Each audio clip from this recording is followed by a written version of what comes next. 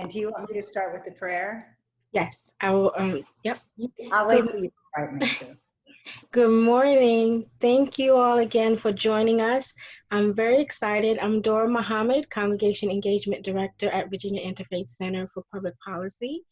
This is my fifth chat exploring faith and resilience. So today I'm very excited and warmly blessed to have GuruSangat Kaur Khalsa, a Sikh minister from Raj Khalsa Gurdwara in Sterling, joining us this morning to explore resilience as it's understood and perceived through the Sikh perspective. So, GuruSangat, I invite you now, if you will, just to set the tone for us in a prayer or hymn. You are. Thank you. Welcome.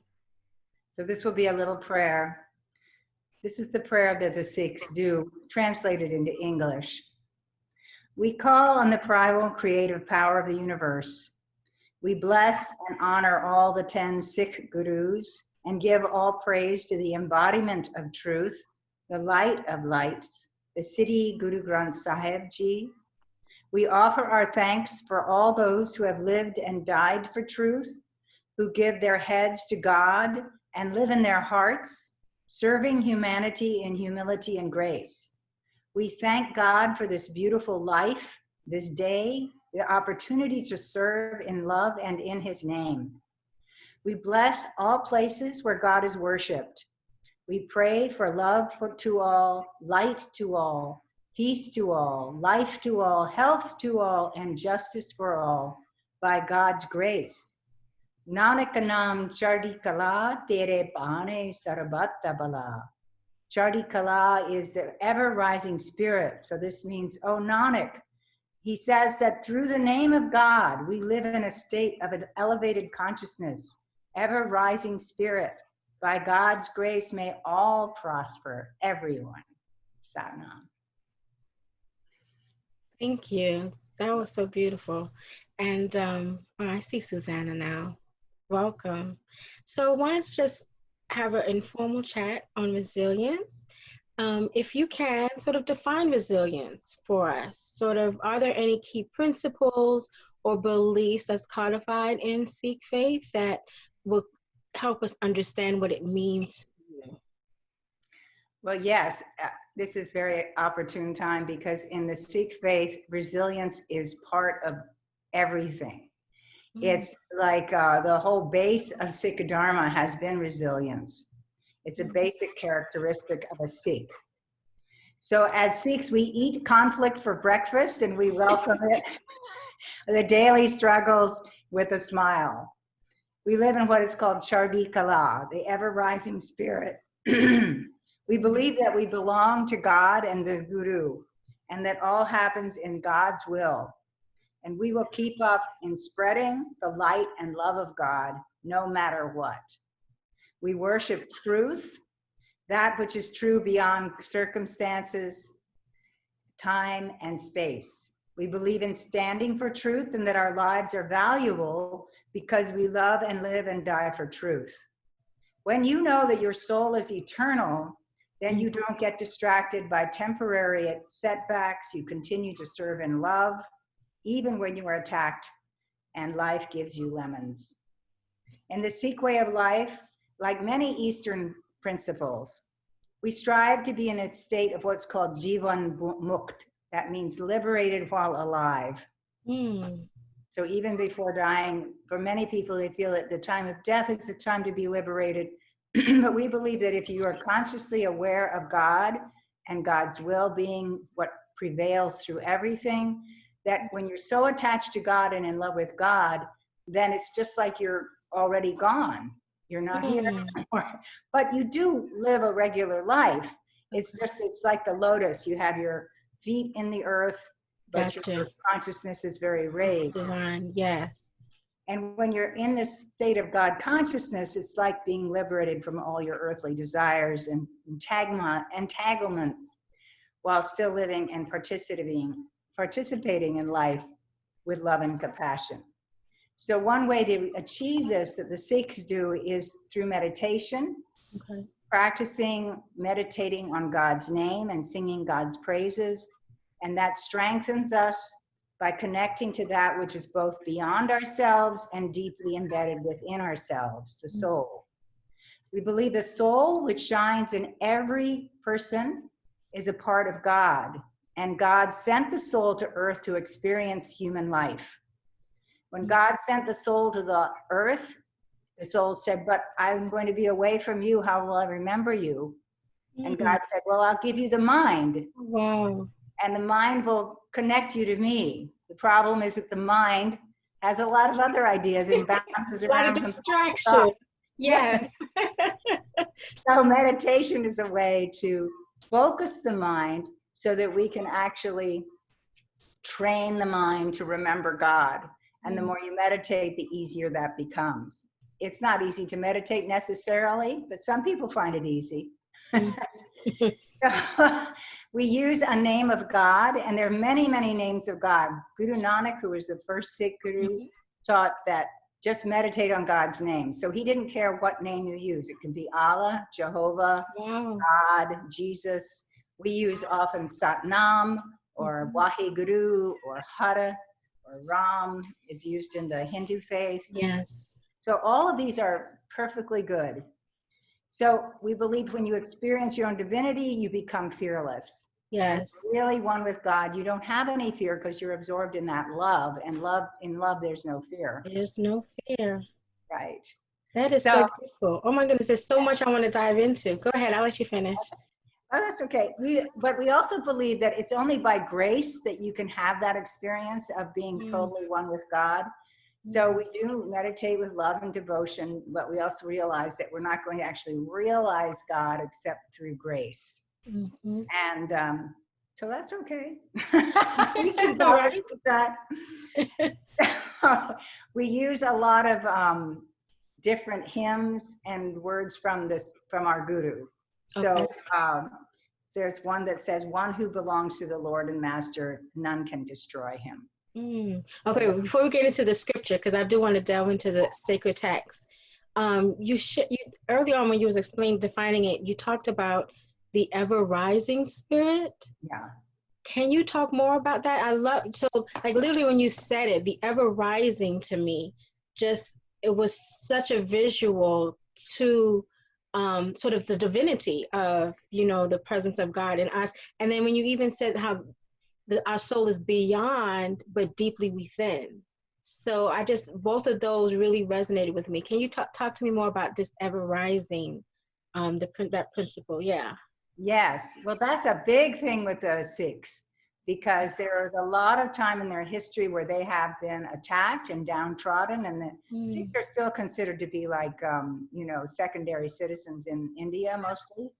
So they don't let that get to them. The whole thing is you just rise. You live in that spirit of happiness and joy because you love God. So that brings your consciousness up. We used to play a game when we were first in this way of life where we'd say, oh, look, there's God in the form of a rock, and there's God in the form of a tree, and there's God. And it just kept going, and we'd get more and more elevated by talking like this. So that's what it's all just about, elevating yourself and elevating others. That's a big part. That is big.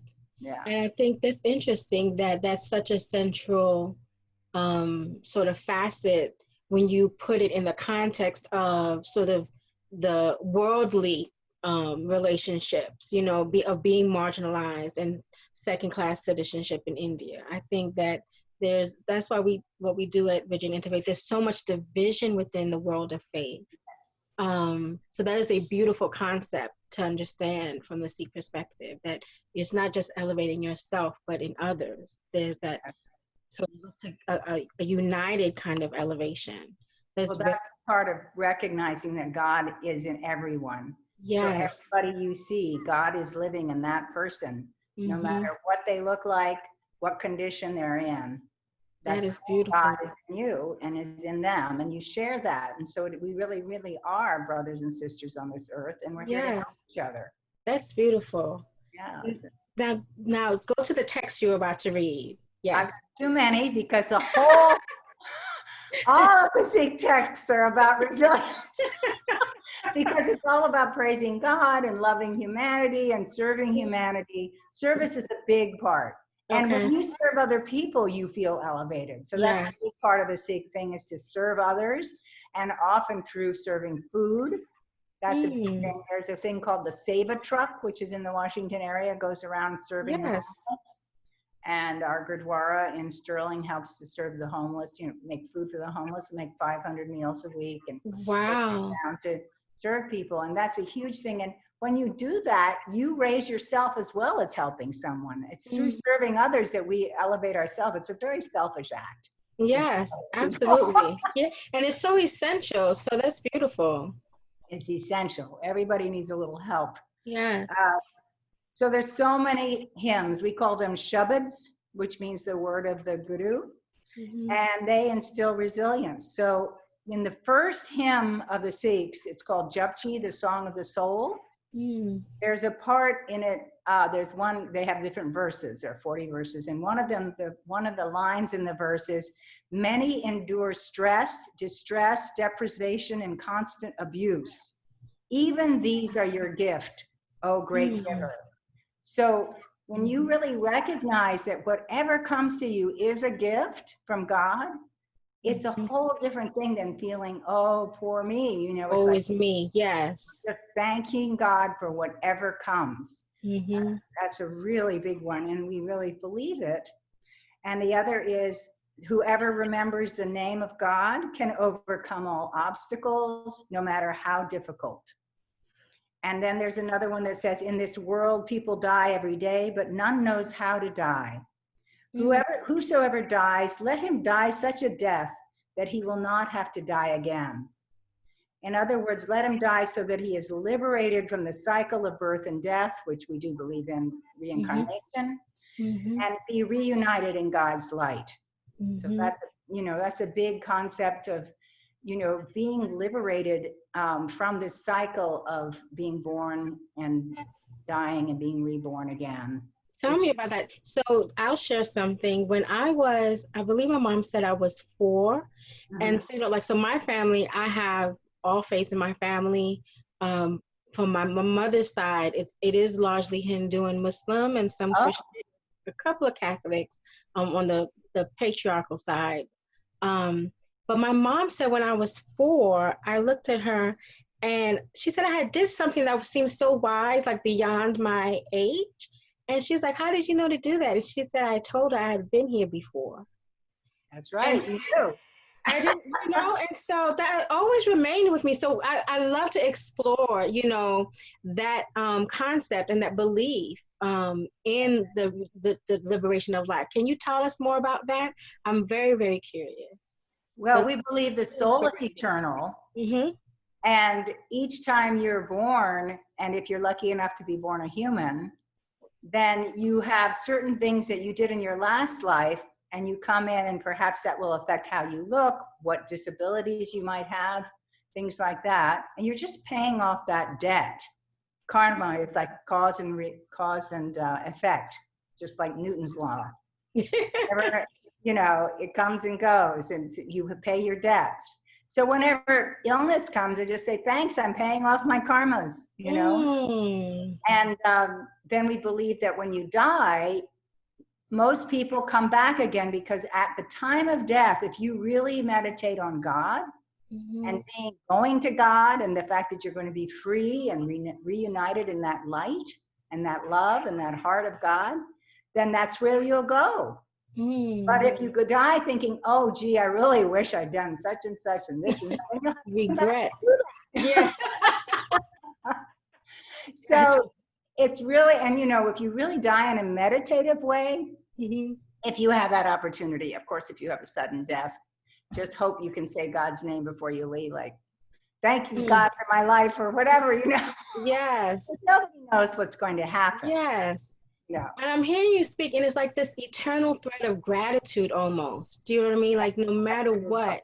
It's really powerful just to hear you speak. That's what I'm hearing coming from you. It's just a sense of gratitude. Like, thank you for this suffering, but thank you. Like, everything is truly a gift. Do you know what I mean? Like, so how was that framed for you? Like, do you, surely it's a challenge. Do you know what I mean? Like, talk to me about how, or is it, I don't know, from your faith experience, how do you prepare yourself or cultivate such a high level of gratitude for what comes in your life? To Well, we have, recognize it as a yeah, gift. we have a practice of getting up very early in the morning. We do yoga. That's not necessarily a Sikh thing, but it's not a Sikh thing. And then we do meditation, and we meditate on certain names of God for about an hour and a half. And then we do a short, my husband and I do a short service, but if we have a big group, we also do it where we have a song together, and then we pray, and then we take a reading from our guru. And if you start each day with a little bit of time that you devote to your soul, you get that connection going that helps you through the whole day. So you don't feel like you're losing it so much. Of course, you know, we're human, but it sure makes a difference. Practice, exactly. It's a practice to become a way of life. It's like, it's said that discipline is your best friend. So that discipline of getting up and every day, like I was even reading in the paper about someone who just made a point of looking outside every morning before they rushed off to work and looking at the beautiful sky and appreciating nature. Just having a connection with something divine, either within you or outside of you. But the other thing about meditation, it helps to train your mind and clean out all the thoughts from the night before, the day before, the weeks before. Okay. You know, there are a lot of things going on in our mind. And just a minute before, yes. A minute and during. While you're meditating, it's like all these blah, blah, blah, blah, blah. And then your mantra goes cutting through it and cutting through it. And it just helps to clear. If I don't do that early morning meditation, my day is just not quite as good as it could be. I got it. So it does take some, dedication and time. But if you get up early, a little bit earlier, then it's not like it's cutting into your day. It's just cutting a little bit into your sleep. Yeah. I do, before I open it up to the guests that we have to see if they have any questions or comments or just thoughts from our chat, my last thought was kind of connecting back to one of the things we discussed earlier, was sort of just in the contemporary life, like when we look at just some of the challenges that's faced, like when you were sharing how sort of the Sikh position in India, do you know what I mean? Like, is there challenges here in the US that the Sikh community faces? And can you just talk to me about that and sort of see how does... There's so many instances of Sikhs being martyred and persecuted throughout our history. Even the Sikh gurus who were tortured and killed because they wouldn't give in to pressure from the emperor or whatever, or wouldn't renounce their faith. There was one guru who was beheaded because he stood up for the Hindus against the emperor, and he protected them. All the people were fighting in their defense. And they said, well, if you will convert to Muslim, then we will spare them all and make them all become Muslims. But he said, no, you have to be willing to stand for the truth. So this set a great example. And there was and then of course with 9/11, there was a big backlash. So right after 9/11, there was a very nice man who owned a gas station in Tempe, Arizona. Yes. And somebody drove by and killed him, shot him dead, because he thought he was, I remember. a terrorist. Yeah. Yes. And his family's reaction was that they started to make food for everybody. They did not come down, they just didn't give in to grief and woe is me. They just started making food and serving the community. And then recently, in 2012, there was the attack on the Gurdwara in Oak Creek, Wisconsin. And 6 people were killed. And the families of those people, the Gurdwara invited the family of the man who killed those people to come to the Gurdwara. Wow. They welcomed them. I don't know if they came or not, but the whole attitude was... The invitation, yes.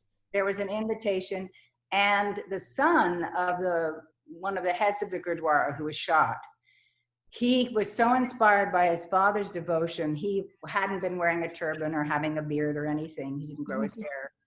And he started to. He was so inspired by his father. Now he is a great leader among those people. So it's beautiful. You know, it's a thing of keeping up, keeping going no matter what. You And make me ask my mom if she's had any Sikh influences in her life. And the reason I say that, when you was sharing the first example, that's how I've seen my mother deal with grief. And that is something that I've gotten from her, where literally she will prepare. And so we're from the Caribbean, and we call it a cook up. And literally on my grandmother's compound as a child, she would just cook for a whole week and just invite the hungry to come and eat on the compound. And once a year she'd do that. But it was a way of processing grief around the time of her great uncle's passing. And so this was something that I've seen her do my entire life. And so that's now one of the ways that I cope with grief, because I've seen that practice of preparing food. I never associated that with a Sikh principle. So I feel so touched today by this. In India, in Amritsar, you know, there's a town called Amritsar in the northern part of India, in the Punjab, the state of the Punjab, which is a mostly Sikh state. Okay. And in 1984, the most revered temple of the Sikhs, the most revered Gurdwara, was attacked by the Indian army with tanks, and I think it was 3,000 troops. And many, many people were killed, and the Akal Takht, which is a very sacred place, was blown up, and it was a terrible tragedy. Wow. And afterward, the Indian government offered to pay for to reconstruct the Akal Takht, and the Sikhs refused, and they said, no, we're going to do it ourselves. Wow. They raised all their own money and built it all themselves. And it was just, you know, that's another big thing. It's called seva, selfless service. So people feel very honored to come and help build and help rebuild. And yes. You know, oh my goodness, that epitomizes resilience. Yes. That is beautiful. There's a lot of that. I'm going to unmute everyone. If you have, if you'd like to ask a question or make a comment or just share a thought, please feel free to do so. Adarsh might have something to share. Yes, I do. I want to thank you for this talk. It was so helpful. And as soon as I got the invitation, I was just wondering how I would respond. And I think you did a wonderful, wonderful job. And I certainly don't get up in the morning as early as you do, but I do meditate first thing and do think of God first thing. And probably after I get off this call, I'll go do some more meditation, because this has been so inspiring. So I just want to thank you for that. You're the greatest, Adarsh. You're my sister, my inspiration. Thank you. Yes, I have to agree with Adarsh. Very inspiring. This is our hand position that we use. Yes. It's a mudra. That's right. It's actually a mudra called prayer pose. And it unites both sides of the body and centers you. That's when people do this now because of COVID. They're actually doing a yoga pose. Right. Well, I would like it if you would talk about mudra. Oh, yes. Well, mudra means seal, like S-E-A-L, not the seal, but the sealing of the certain. Yes. So this is prayer mudra. And when you have these positions, it actually stimulates certain areas of the body, mind, and spirit. So you see a lot of pictures of people with their hands like this, you know. Yes. This is called Gyan mudra. Gyan means wisdom. And this finger is related to wisdom. It's called the Jupiter finger. Okay. Wow. And Jupiter is this planet of wisdom. And so when you bring it to the thumb, which is related to the ego, then you're bringing your thumb and your wisdom together, your ego and wisdom together. Wow. So Wow. I see meditation. Roberta shaking her head. I know she does yoga. she probably is. Mhm. Wow. I'm enlightened. Do you want to say something, Roberta? You should be able to unmute yourself. You got to unmute, Roberta. Let me try to do it. Give me 1 second. There you go. I wanted to say thank you. And yes, I do practice yoga, but I also am very much an interfaith person and bring a lot of traditions and practice singing the gospel and yoga, and I'm Jewish. And one of the prayers that we say every single morning when we wake up, I do, many people do, is called Modeh Ani. And it's a beautiful prayer, and it means I give thanks before you, King, living and eternal. I would say Queen. For you have returned within me my soul with compassion. Abundant is your faithfulness. And that's actually thanking God for letting you wake up. Yes. And my daughter, who's 16, got me into the tradition of saying that prayer before you put your feet on the ground. Oh, that's beautiful. Aren't our children great teachers? Yes, the children are great teachers. So thank you. Song. I just wanted to sing one verse of a song we sing every service. It's in English, and it's a little bit about what the whole thing, there's a thing called Khalsa. Okay, my last name's Khalsa. I changed my name. Khalsa actually means pure one. It's not saying that I am a pure one necessarily. It's saying I strive to be aspirational. Yes. Aspirational. So this is a song called Song of the Khalsa. So I'm just going to sing it, and it really lays out the whole thing of. This is beautiful. If no one else has any other thing to comment, we'll close out with her song, if that is okay. It's beautiful. Yeah, I'll go ahead. I'll just chime in and say my last name is Khalsa too. Okay, I'm all ears. GuruSangat. Anybody else? Okay. Many speak of courage. Speaking cannot give it. It's in the face of death, we must live it. When things are down and darkest, that's when we stand tallest. Until the last star falls, we won't give an inch at all. Stand as the Khalsa, strong as steel, steady as stone. Give our lives to God and Guru, mind and soul, breath and bone. Beautiful. Thank you again, GuruSangat. This was so enriching for me. Thank you. I'm so inspired by I didn't realize I had a multi-faith family, and now I do. And you certainly do. Yes, I do. More dimensions than I thought. So I think that's what's going to bring our world together. It's the fact that we're expanding so much on a personal level, family by family, that eventually, how can we say we're different from each other? Yes. Because, oh, I have a cousin who's gay. Oh, I have this who's a trans. I have that who's from Korea, there and there. And we're all connected. We're all connected. Yes. And, maybe we have to have it drummed into our heads that way. Whatever works. I take that, the beyond but deeply within. Like That's right. I love that. I'm going to put that on my wall, beyond but deeply within. So that's great. I love this chat. Thank you so very much. For the honor of being here with all of you. Thank you, everybody. Really a blessing. God bless everybody. Sat Nam. Sat Nam. Sat Nam.